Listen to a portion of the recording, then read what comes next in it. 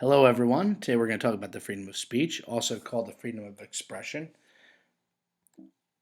Our goals for this unit are first to explain why protecting political speech is seen as the most important purpose of the freedom of speech, especially in relation to our system of government, to self government, to democratic republic.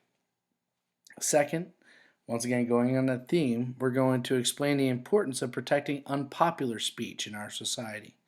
And lastly, I want you to be able to explain what some of the limitations that exist on free speech are. So now that you know that we're going to be what we're going to be doing, let's continue. What is the freedom of speech? Um, Sometimes people refer to free speech as free expression. Really, as discussed earlier, all five of the rights of the First Amendment are forms of expression. But free speech is encompassing many different forms of expression.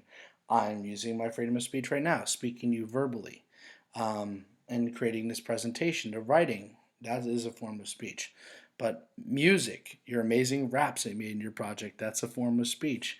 Your art, your painting, sculpture, dance, clothing, your makeup, whatever it is that you do to express yourself physically, emotionally, these are protected by the First Amendment.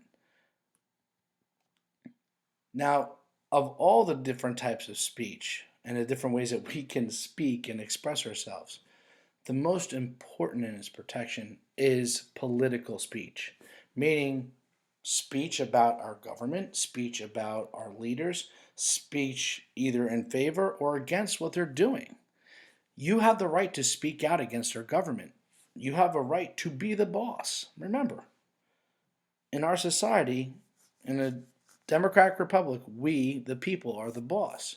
You get to speak to your employees. If you're unhappy with what the president or the governor or the mayor or any other one of the people who work within our government are doing, we have the right to speak out against them. We can't have a government where we, the people, run things. We can't have a democratic form of government if we don't have free speech. Let's face it, the more power we have to say what we don't like about what the government is doing, the less power the government has to control us. It would be in the government's interest to try to stop us from being able to freely speak. That's why when you look at dictatorships around the world, one of the first things that they do is clamp down and stop people from being able to speak out against them, locking them in jail, killing them, um, threatening them, intimidating them. The more we can speak out against them, the less power they have to control us. That's why the government can't just censor an idea simply because society finds it offensive. Um, Censorship, remember, is suppression of all or part of any form of a publication, a book, a play, a film. Um, in order for a government to suppress an idea, it has to really be at the very far ends of free speech. We'll talk about that more in the limitations. But, haha,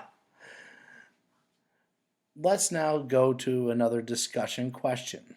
I want you to, since I've said that political speech is really important, I want you to start thinking of what are some ways, what are some forms of political speech? It doesn't just have to be somebody speaking out. There's many different ways that you can see this on your television, on the internet, sometimes funny, sometimes serious. Try to think of what are some of the forms of political speech that you've seen or experienced.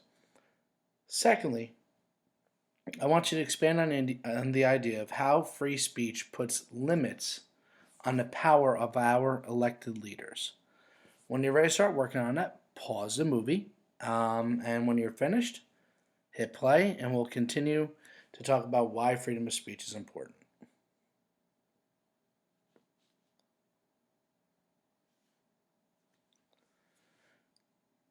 Now, like all of the forms of the freedoms that are protected in the First Amendment, the freedom of speech is designed to protect the expression of unpopular ideas.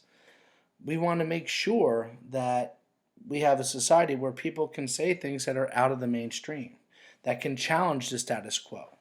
If we have a right to disagree with our leaders, we have a right to disagree with each other. We have a right to hold an unpopular opinion. Um, and this includes many forms of unpopular ideas. People have the right to say something that is hateful, disgusting, ignorant, wrong.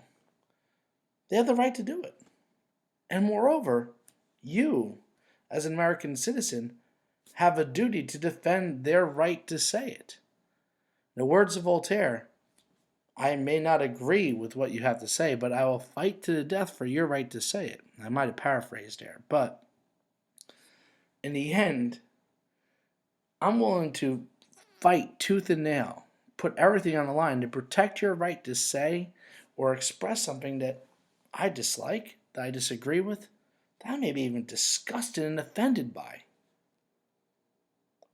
Well, what defense do we have then? Well, the best defense to bad speech is good speech. If I don't like what you're saying, I'm not going to try to shut you up or stop you from saying it. In fact, it's good that you hear those ideas out because it allows me then to express my own thoughts and break down your ideas and show how they're wrong-headed or ignorant or disgusting and vile. The best defense to bad speech is good speech, is speaking out. Remember, bad things start to happen in our society when good people become silent about the things that matter. We need to be willing to speak out against bad speech, but not to try to stifle and stop it. So, with that being said, what do you think about unpopular speech? Do you think that something that you find offensive, hateful, prejudiced, or inaccurate is protected by the First Amendment? Why? Why not? Explain your answer. We'll talk about this more in class, of course, but I want you to write down your thoughts, pause the movie, and when you come back, we'll talk about the limitations of free speech. Of course, there are limitations on freedom of speech, just like any of our freedoms. There is no freedom that is absolute, just like there is no power that is absolute. First, you can't incite violence or a dangerous situation using your speech.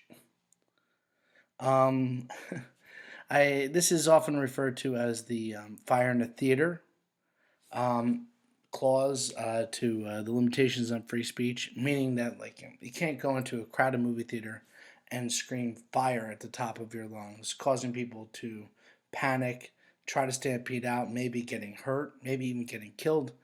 You can't incite riots. You can't incite violence. To that end, you can't threaten violence. I can't threaten to beat, harm, kill another human being or a group of people. That's against the law. That type of speech is not protected.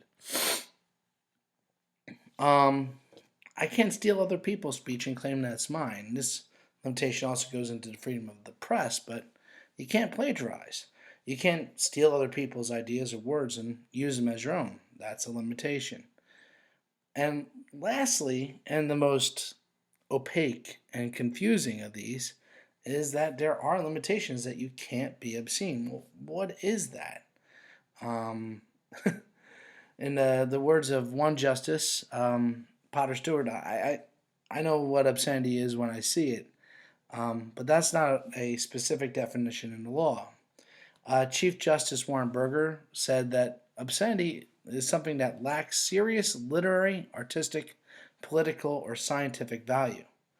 Well, that's pretty confusing as well.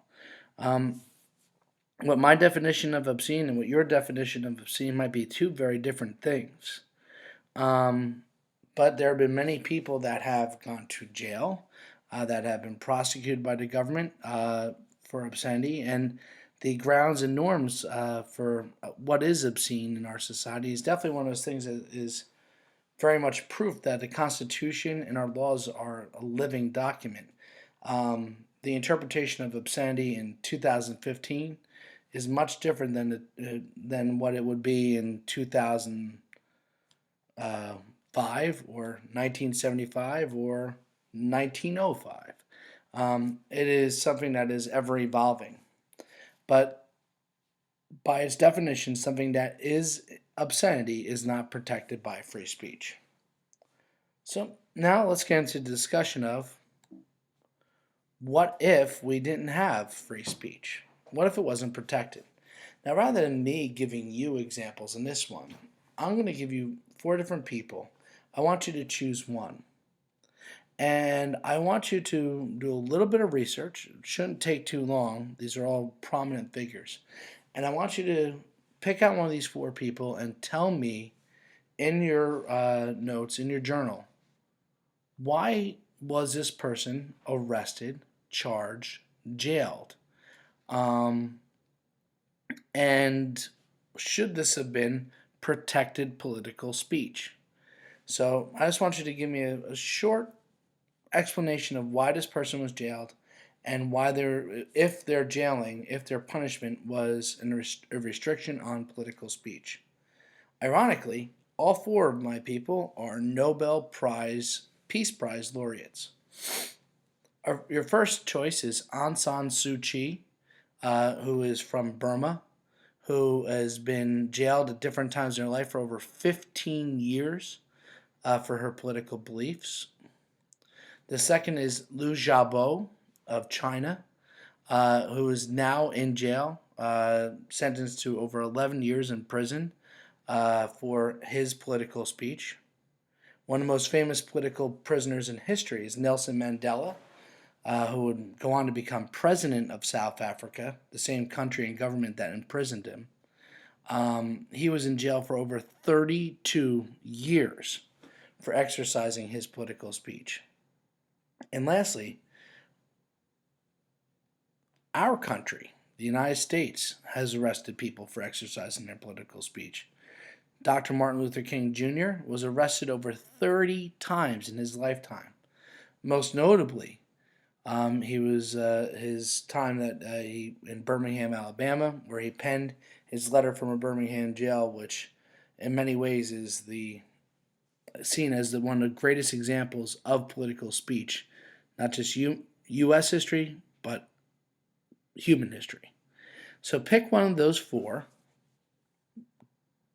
Dr. King, Nelson Mandela, Liu Xiaobo, or Aung San Suu Kyi, to just do a quick internet search on, find some information on why they were considered a political prisoner, record it in your journal, and when you're finished, unpause the movie.